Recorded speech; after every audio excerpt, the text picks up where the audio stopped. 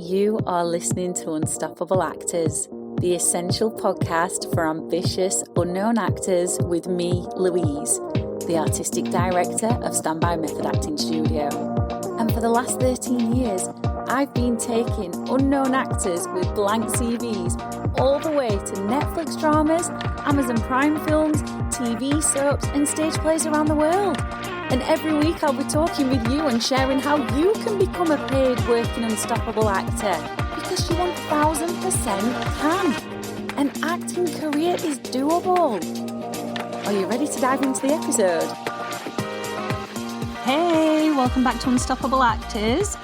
I just have to say firstly, before I dive into today's topic, that I've been absolutely blown away by the messages that are coming in for the What Type of Actor Are You quiz.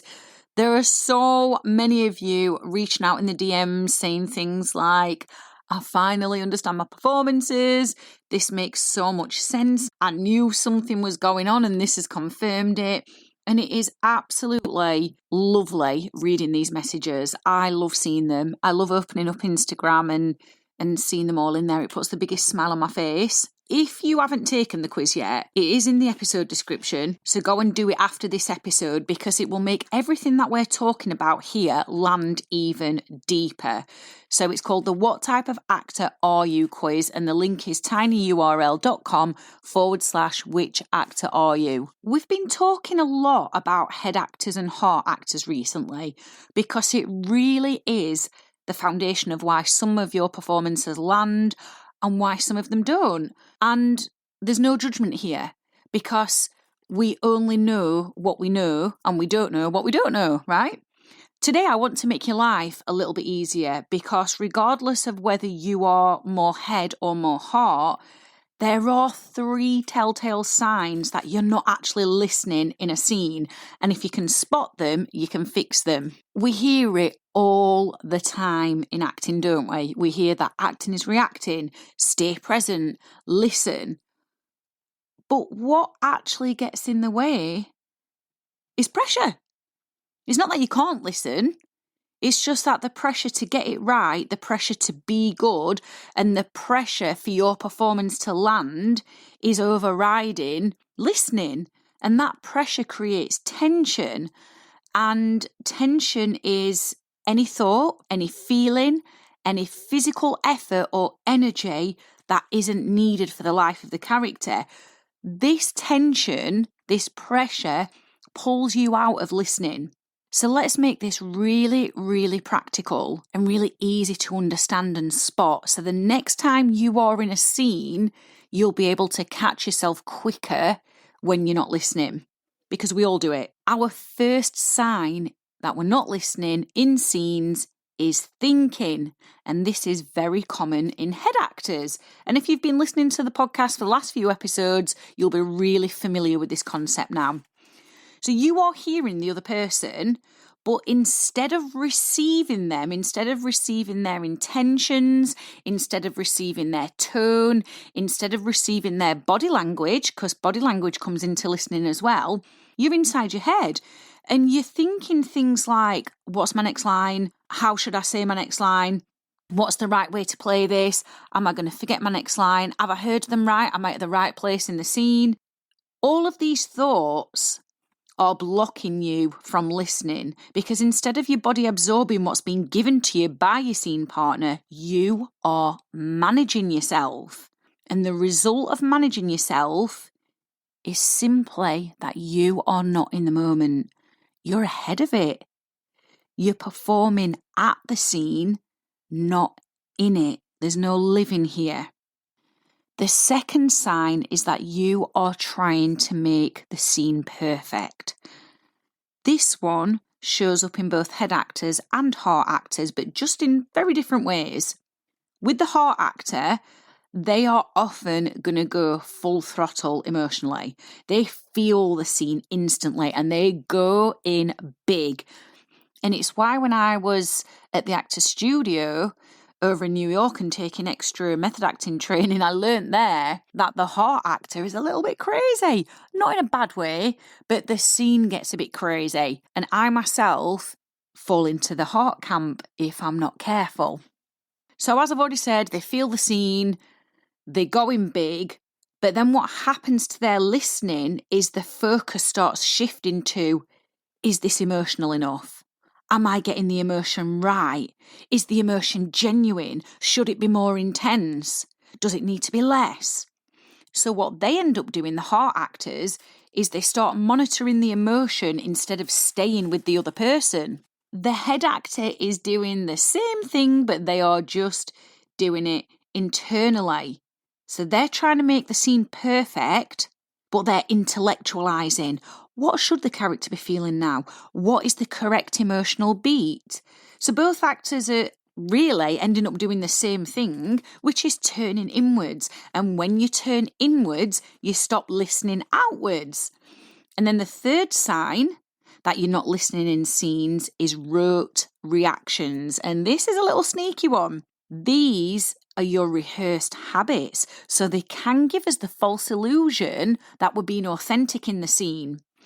And when we talk about rote reactions being your rehearsed habits, what we mean is it's the way you always pick up the cup in the exact same way for the same length of time, the way you always pause before a particular line for the exact same length each time.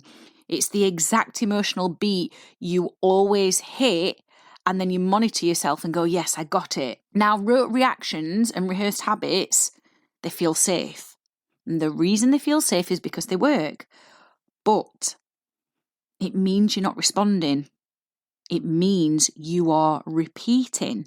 And repetition of rote habits kills listening because you already know what you're going to do. So every moment has already been preempted because it's been rehearsed. So therefore you are not in the moment. So nothing new is ever created and nothing new ever lands. So here's the important takeaway from this episode. If your acting feels disconnected, it's rarely because you are not good enough, which is the default self-sabotaging thought that all of us actors go to. Well, the scene's not working, so it must just be me. I just must not be good enough. No. Skill has to replace those thoughts. Otherwise, you will forever get sucked into those thoughts and then you just won't grow. So it's not because you're not good enough. It's usually because you're not receiving. Instead, you're thinking or you're perfecting or you're repeating, and none of those are listening. And we have some good news with all of this.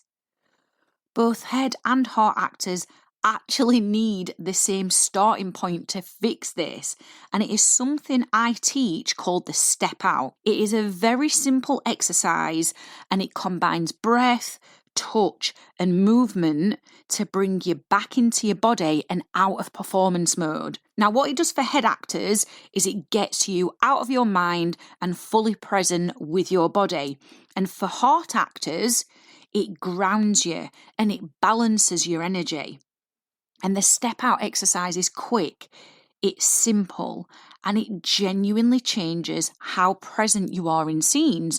So whichever camp you fall into, whether it's head or heart, you need to be starting all of your scenes, all of your performances, all of your auditions with a step out.